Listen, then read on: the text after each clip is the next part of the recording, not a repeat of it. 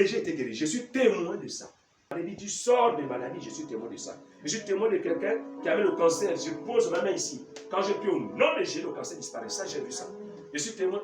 La dernière fois, tu es venu là avec le bébé, là, tu es venu là, tu as dit que la date est quoi? Dépassée. Hein? Tu as dit que la date est dépassée. Mais quand tu es sorti de là, tu as fait combien de jours?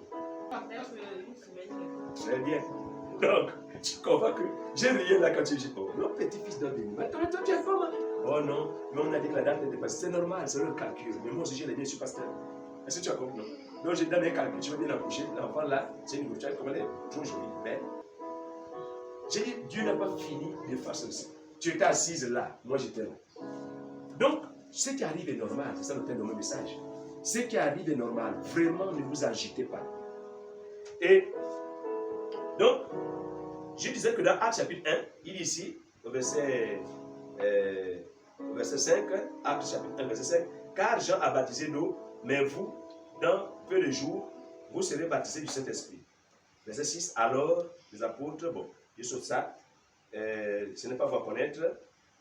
Et je suis au verset 8, mais vous recevrez une puissance, le Saint-Esprit surviendra sur vous, et vous serez mes témoins à Jérusalem,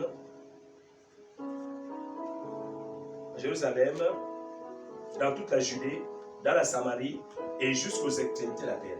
Il dit, vous serez mes témoins. Alors, quand quelqu'un reçoit la puissance du Saint-Esprit, c'est Jean, il avait plus d'un siècle, il a vécu, après l'île de Patmos, parce qu'il a vécu, il a eu la révélation sur l'île de Patmos d'Apocalypse. L'Apocalypse, on va terminer avec l'Apocalypse tout à l'heure. Donc, c'est lui qui a eu l'idée, donc, c'est lui qui est le seul qui est mort de mort naturelle, mais les autres, on a coupé la tête. Ça veut dire quoi? Ça veut dire que quand tu as reçu le Saint-Esprit et que tu brilles, déjà la parole dit que tous ceux qui veulent vivre pieusement en Jésus-Christ seront persécutés. Un. Et les deux. Parce que tu ne peux pas vivre pieusement et ton père te laisse, ta mère te laisse, tes frères et sœurs te laissent. Donc, le mot témoin en grec veut dire doulos et martoules. Donc, doulos, c'est que celui qui a reçu le Saint-Esprit, celui qui témoigne de Jésus, celui-là qui vit la vie chrétienne, on doit le persécuter. Ça dit quoi? Ça veut dire qu'il est dans la douleur. Le témoin, quel que soit le témoignage, il est dans la douleur. Et cette douleur, c'est parce qu'il croit en la vérité, ne se devait pas croire. Bon, on va te tuer, tuez-moi. Parce qu'il est témoin. Un témoin, c'est un doulos. Un doulos, là-dedans, il y a le mot douleur. Et doulos, ça veut dire aussi esclave. Parce que le mot doulos a donné aussi esclave. Maintenant, martoules. Martoules, ça veut dire qu'il est prêt à sacrifier sa vie. On dit que ça c'est noir, non? Tu dis c'est blanc. Ça c'est blanc, tu dis non, ça c'est noir. Ça c'est rouge. En fait, tu ne peux pas abdiquer. Renonce à Jésus. Je ne peux pas renoncer à Jésus-Christ. C'est ce qui m'a sauvé là. Ah bon, oui. Fais comme je ne peux pas. Tu es prêt à donner ta vie pour Jésus? Oui, je l'ai donné. J'ai donné ma vie à Jésus-Christ. On te coupe la tête, coupe-moi la tête. C'est ce que ça veut dire martyr. C'est martyr. Tu es prêt à être martyr. Mais ça veut dire quoi? Ça veut aussi dire que même si on te coupe la tête, mais tu es prêt à témoigner de Jésus-Christ partout, dans chaque circonstance de ta vie qui t'arrive. Voilà pourquoi Dieu me reprenait, mais dit, vous n'enseignez pas les gens. Il dit, il faut enseigner les gens. Les gens viennent à l'église, après ils partent, mais vous ne les enseignez pas. Il dit, regardez un peu comment tout est dans le fracas. Tout est en vrac. Les gens n'arrivent pas à résister. Les gens n'arrivent pas à vivre la doctrine parce qu'ils ne connaissent pas comment faire. Tu ne peux pas être un doulos et un martoules et dire que tu ne vas pas ressentir le mal. Ce n'est pas possible. Il faut que tu ressentes le mal. Mais vous ne voulez pas ressentir le mal. Vous voulez que le bien. Le taxi te dépose là, tu es dans l'église climatisée, tu es grand type là-bas, tu es tranquille, mais tu ne veux pas ressentir le mal. Mais c'est grave, c'est très grave. Doulos et martoules. Ce qui arrive ne doit pas nous étonner, c'est normal. Nous sommes dans le cours du temps. Dieu est en train donc de montrer que ce que je vous ai dit, ça arrive. Alors, avant d'aller à la conclusion, on va revenir sur le texte de Thessaloniciens. 1 Thessaloniciens chapitre 2, à partir du verset 4, il dit ceci. Il dit que personne ne vous séduise. Pour ce qui concerne l'avènement de notre Seigneur Jésus-Christ et notre union avec lui, nous vous prions, frères, de ne pas vous laisser facilement ébranler dans votre bon sens, et de ne pas vous laisser troubler, soit par quelque inspiration, soit par quelques paroles ou par quelques lettres, qu'on dirait venir de nous, comme si le jour du Seigneur était déjà là. Ce n'est pas encore là le jour du Seigneur. Que personne ne vous séduise d'aucune manière, car il faut que l'apostasie soit arrivée auparavant, et qu'on ait vu paraître l'homme du péché, l'office de la perdition, l'adversaire qui s'élève au-dessus de tout ce qu'on appelle Dieu, ou de ce qu'on adore, jusqu'à s'asseoir dans le temple de Dieu, se proclamant lui-même Dieu. Ne vous souvenez-vous pas que je vous disais ces choses lorsque j'étais encore chez vous. Et maintenant, vous savez ce qui le retient, afin qu'il ne paraisse qu'en son temps. Car le mystère de l'iniquité agit déjà.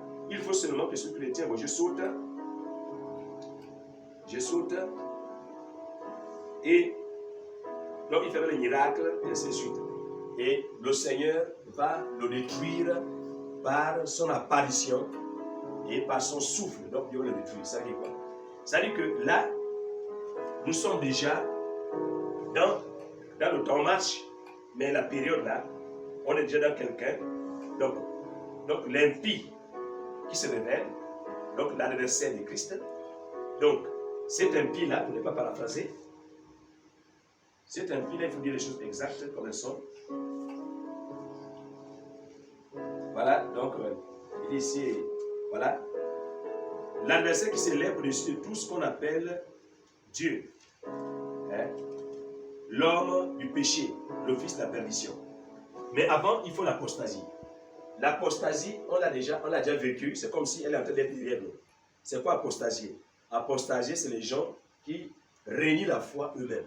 Ah, je ne parle pas à l'église. Ah, je ne crois pas. Ah, je ne vais plus. Ça dit que je ne fais même plus. C'est comme là, me voyez là, je ne vais plus prier. Il n'y a pas d'église, je ne fais plus. Quand les gens parlent comme je dis au Seigneur, tu es bon. Ils ne savent pas pourquoi je ris. Je me réponds, Dieu, c'est qu'il est écrit. Lui-même, hein? Mais quelqu'un qui a enseigné, avant de parler comme ça, va dire, oh, je suis en train d'être apostasié. Pas parce qu'on est grand dans l'église qu'on fait ce qu'on veut. Non, on ne fait pas ce qu'on veut. Ces choses sont opposées entre elles, afin que vous ne fassiez pas ce que vous voulez. Galates chapitre 5, à partir du verset 16, 17, 18. On ne fait pas ce qu'on veut dans l'église. On ne fait pas ce qu'on veut. Dieu a déjà tracé, on attend, on suit le cours du temps. Il y a un cours du temps. Et tous les eschatologues seront d'accord avec moi, disant que le temps là, c'est le temps de l'apostasie qui est en train de passer. Et l'homme s'assoit maintenant dans l'église pour dire qu'il est Dieu. Tu n'es pas Dieu. Il ne restera pierre sur pierre. Ces paroles corroborent la parole de Dieu. Elles servent de preuve, elles appuient la parole de Dieu. La fin du monde est proche. Jésus arrive bientôt. La fin du monde est proche. Je vous lis un dernier verset d'Apocalypse. Apocalypse chapitre 2. Je vais lire le verset 25. À celui qui vaincra et qui gardera jusqu'à la fin mes œuvres, je donnerai autorité sur les nations. À celui qui vaincra. À celui qui vaincra. Le vainqueur et qui va garder jusqu'à la fin. Il dit dans les derniers temps, les jours seront difficiles. Les jours sont difficiles, c'est compliqué. Qu'est-ce qui vous étonne? C'est normal. Voilà pourquoi revenons à l'enseignement. J'exhorte tous ceux qui sont les responsables d'église de revenir à l'enseignement. L'enseignement est très important.